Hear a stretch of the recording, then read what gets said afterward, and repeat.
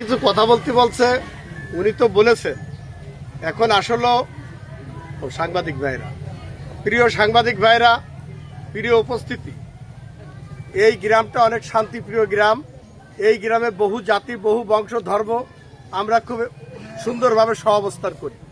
কিন্তু আপনারা জানেন যে একটি মাত্র ঘর, যে ঘরটি ভার্সেস পুরো গ্রাম, সেই ঘরটাই পুরো গ্রামকে না, শুধু এই পুরো এলাকা অঞ্চলকে তারা জ্বালাচ্ছে।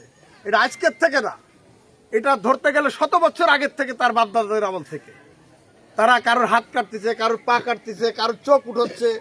এই যে আমি দৃষ্টান্তমূলকভাবে বলতে পারি, এই যে পাশে দাঁড়ানো রয়েছে মুরাদ খান সাহেবের মতো ভদ্রলোকের হাত পা কেটে দিচ্ছে, এই যে নাজমুলের চোখ তুলে দিচ্ছে। এতদ অঞ্চলের মধ্যে সবচেয়ে ভদ্রলোক ছিল মালার হিমায়ত মাস্টার, সম্মানী লোক, মুক্তিযোদ্ধার অন্যতম সংগঠক, সেই সবার ক্যাপ্টেন, তাকে তারা মেরে ফেলছে।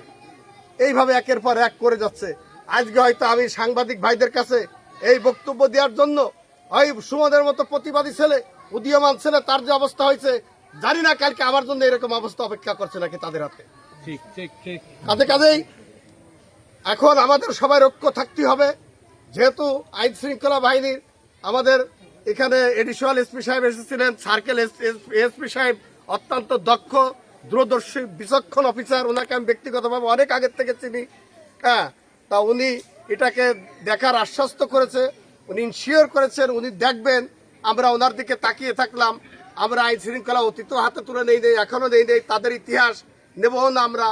আর তাদের ইতিহাস বলার মতো আপনারা সাংবাদিক ভাইরা, আপনারা ভালোই জানেন, থানার পুলিশের রেকর্ডও জানে, আদালতও জানে তাদের ইতিহাস।